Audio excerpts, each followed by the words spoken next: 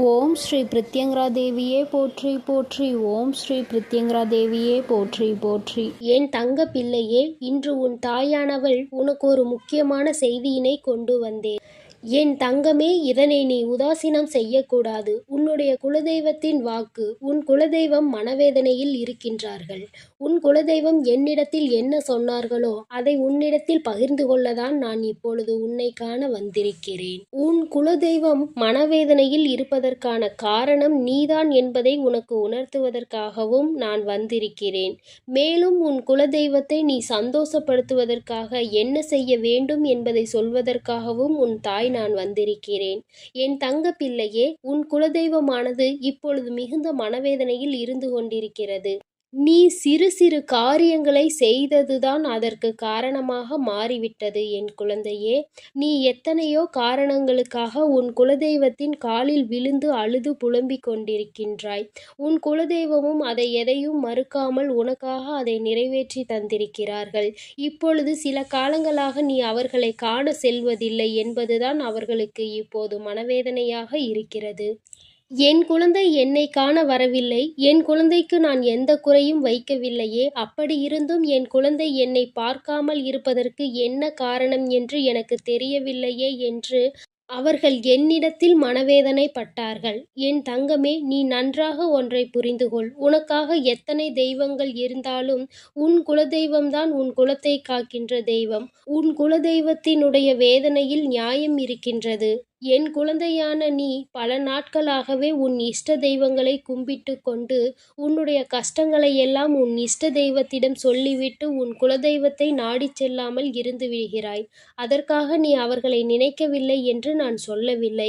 ஆனாலும் அவர்களுடைய ஞாபகம் உனக்கு குறைந்து கொண்டே வந்து கொண்டிருக்கிறது என் அன்பு பிள்ளையே. உன் அம்மாவின் வாக்கில் உண்மை இல்லை என்றால் நீ இப்பொழுதே சொல். உன் குலதெய்வம் என்னிடத்தில் சொன்னதை தான் நான் உன்னிடத்தில் பகிர்ந்து கொண்டிருக்கிறேன். என் அன்பு குழந்தையே, உன் குலதெய்வத்தின் மிகப்பெரிய கஷ்டமெல்லாம் நீ இப்பொழுதெல்லாம் அவர்களை முன்பு போல் காண வருவது இல்லை என்பது மட்டுமல்லாமல் உனக்கு என்ன பிரச்சனை இருந்தாலும் நீ அவர்களை தேடவில்லை என்பதுதான். என் அன்பு குழந்தையே, நிச்சயமாக உனக்கு எத்தனை கஷ்டங்கள் இருந்தாலும் சரி, உனக்கு எத்தனை சந்தோஷமான விஷயங்கள் நடந்தாலும் சரி, நீ நிச்சயமாக உன் குலதெய்வத்தை சென்று பார்க்க வேண்டும். உன்னுடைய கஷ்டங்களை நீ பகிர்ந்து கொள்ளவில்லை என்றாலும் நிச்சயமாக உன்னுடைய சந்தோஷங்களை நீ உன் குலதெய்வத்திடம் பகிர்ந்து கொள்ள வேண்டும். ஏனென்றால் உன் கஷ்டங்களை நீ சொல்லாமலே அவர்கள் புரிந்து கொள்வார்கள்.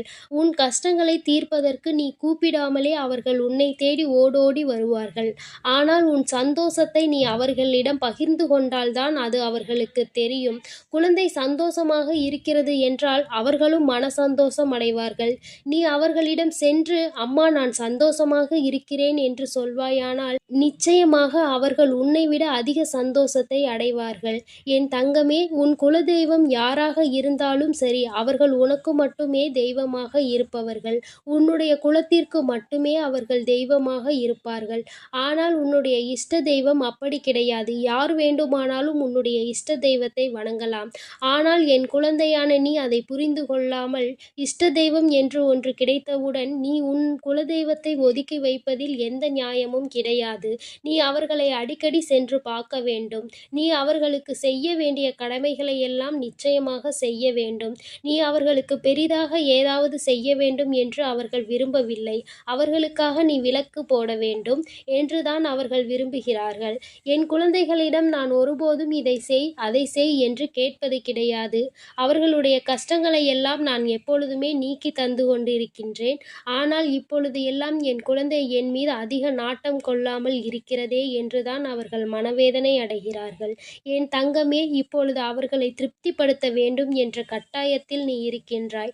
நிச்சயமாக உன்னால் பெரிதாக அவர்களுக்கு ஏதேனும் செய்ய இயலவில்லை என்றாலும் அவர்களை சென்று வணங்கி அவர்களின் முன்னால் ஒரு தீபத்தையாவது ஏற்றிவிட்டு வா. என் தங்க பிள்ளையே, உன் வேண்டுதல்கள் எல்லாம் உன் குலதெய்வத்தை தாண்டிதான் உன் வராகியிடம் வரும் என்பதை மறந்து விடாதே. எப்பொழுதுமே நானும் உன்னுடைய குலதெய்வமும் தான் உன்னுடைய கஷ்டங்களையும் உன்னுடைய வேதனைகளையும் தீர்த்து வைக்கிறோம். அவர்களால் செய்ய முடியாத விஷயங்களை அவர்கள் என்னிடத்தில் சொல்லிதான் நான் உனக்காக அதை செய்து கொடுக்கிறேன் என்பதை நீ மறந்து விடாதே. என் குழந்தையே, உனக்கு எத்தனை வேண்டுதல்கள் இருந்தாலும், உனக்கு எத்தனை ஆபத்துகள் இருந்தாலும், முதலில் உனக்காக உன்னை காக்க ஓடி வருவது உன் குலதெய்வம்தான்.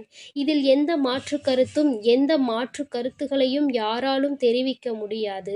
அதற்காக தானே முதலில் ஒவ்வொரு குலத்திற்கும் ஒரு குலதெய்வம் என அமைந்திருக்கிறது. அதன் பிறகுதானே நீ உன் இஷ்ட தெய்வத்திடம் சொல்ல முடியும். என் அன்பு பிள்ளையே, இனி ஒருபொழுதேனும் நீ தாமதிக்காமல் செவ்வாய்க்கிழமை, வெள்ளிக்கிழமை இந்த நாட்களில் முடிந்தவரை உன் குலதெய்வத்தை சென்று தரிசித்து விடு. அவர்கள் மனவேதனையை படும்படி நீ நடந்து கொள்ளாதே. உன் தாயானவள் நான் சொல்லும் அர்த்தங்கள் அனைத்தும் உனக்கு புரிந்திருக்கும் என்றுதான் நான் நினைக்கிறேன். எப்பொழுதுமே உனக்கு துணையாக இருப்பவர்கள் உன்னை ஒருபோதும் கைவிட மாட்டார்கள். நீ என் மீது வைத்திருக்கும் அதிக பற்றின் காரணமாக உன்னுடைய குலதெய்வத்தை கண்டும் காணாமல் சென்றுவிடக் கூடாது என்பதற்காகத்தான் உனக்கு இவ்வளவையும் எடுத்துரைக்கிறேன். என் தங்க பிள்ளையே, உன்னுடைய இஷ்ட தெய்வம் யாராக வேண்டுமானாலும் இருக்கலாம். நீ அவர்களுக்கு கொடுக்கும் முன்னுரிமையை உன் குலதெய்வத்திற்கு கொடுத்த பிறகுதான் அவர்களுக்கு கொடுக்க வேண்டும் என்றுதான் அம்மா உனக்கு அறிவுரைகளை வழங்குகிறேன். என் தங்கமே, உன்னுடைய இல்லத்தில் எப்பொழுதுமே உன் குலதெய்வம் வாசம் செய்து கொண்டு இருக்கிறார்கள். அப்படி இருக்கும் பொழுது நீ செய்ய ஆரம்பிக்கின்ற காரியங்கள் எதுவாக இருந்தாலும் முதலில் நீ அவர்களிடம்தான் ஆசியை பெற்று செல்ல வேண்டும். அவர்களுடைய ஆசீர்வாதங்கள் நிச்சயமாக நீ நினைத்த காரியத்தில் உனக்கு வெற்றியை தந்துவிடும். நீ அவர்களை வணங்கிவிட்டு நீ மற்ற தெய்வங்களை சென்று வணங்கலாம் என்றுதான் அம்மா உனக்கு சொல்கிறேன். என் தங்க பிள்ளையே, உன் குலதெய்வத்தின் மனவேதனை என்னவென்று இப்பொழுது நீ தெரிந்து கொண்டாய் அல்லவா? நீ அவர்களை மட்டும் நாடி இருக்க வேண்டும் என்று அவர்கள் நினைக்கவில்லை. அவர்களை நீ மறந்து விடுவாயோ என்றுதான் அவர்கள் நினைக்கிறார்கள். நான் எப்பொழுதுமே எனது குழந்தைகளை பற்றி சிந்தனையில்தான் இருக்கிறேன். ஆனால் என் குழந்தையோ என்னை பற்றி சிந்திக்க மறந்து விடுகிறது என்று அவர்கள் நினைக்கிறார்கள். என் செல்லமே, நிச்சயமாக இதை நீ திருத்திக் கொள்ள வேண்டும். உன்னுடைய எண்ணங்கள் எப்பொழுதுமே உன்னுடைய குலதெய்வம் உன்னை காப்பாற்றும் என்றுதான் இருக்க வேண்டும். அவர்கள் இதுவரை உன்னை காப்பாற்றி இருக்கிறார்கள் என்பதை உன்னால் ஒருபோதும் மறுத்து கூற முடியாது. அவர்களுடைய அன்பு மிக பெரியது. அவர்களுக்கு குழந்தை என்று நீ மட்டும்தானே இருக்கின்றாய். அப்படி இருக்கும் பொழுது நீ அவர்களை தவிக்க விடக்கூடாது. அவர்கள் உன்னுடைய எண்ணங்களை நீ சொல்லாமலே அறிந்து உனக்கான தேவைகளை எல்லாம் நிறைவேற்றி கொடுக்கின்றார்கள். உன் குடும்பத்தினை பாதுகாத்து வருகின்றார்கள். உன் வீட்டு வாசலில் எப்போதுமே உனக்கு காவலாக இருக்கின்றார்கள். இனி ஒருபோதும் நீ தாமதிக்காமல் சென்று அவர்களுக்கு செய்ய வேண்டியதை எல்லாம் செய்துவிட்டு என்னிடம் சொல். நிச்சயமாக உன் தாயானவள் வராகி அம்மா மனம் குளிர்ந்து விடுவேன். என் குழந்தை, உன் குலதெய்வத்தின் வாக்கினை நீ என்னிடத்தில் இருந்து கேட்டதற்கு நான் மிகுந்த சந்தோஷம் அடைகிறேன். என் தங்கமே, நீ நிச்சயமாக இனி இதை செய்வாய் என்பதை நான் மனதார நம்புகிறேன். உன் வராகி அம்மா ஆனவள் எப்பொழுதும் நான் உன்னோடுதான் இருக்கிறேன் என்பதை நீ மறந்து விடாதே. உன் குலதெய்வமும் எப்போதும் உன்னோடுதான் இருக்கிறது என்பதையும் நீ மறக்கக்கூடாது. என் குழந்தை, இப்பொழுது உன் தாயின் வாக்கை கேட்டு இதிலிருந்து நீ அனைத்தையும் புரிந்து கொண்டிருப்பாய் என்பதை நான் நம்புகிறேன். சில நேரங்களில் உன் குலதெய்வத்திடம் இருந்து அவர்களின் ஆசீர்வாதங்களை நீ முழுமையாக பெற்றுக்கொள்ள வேண்டும்.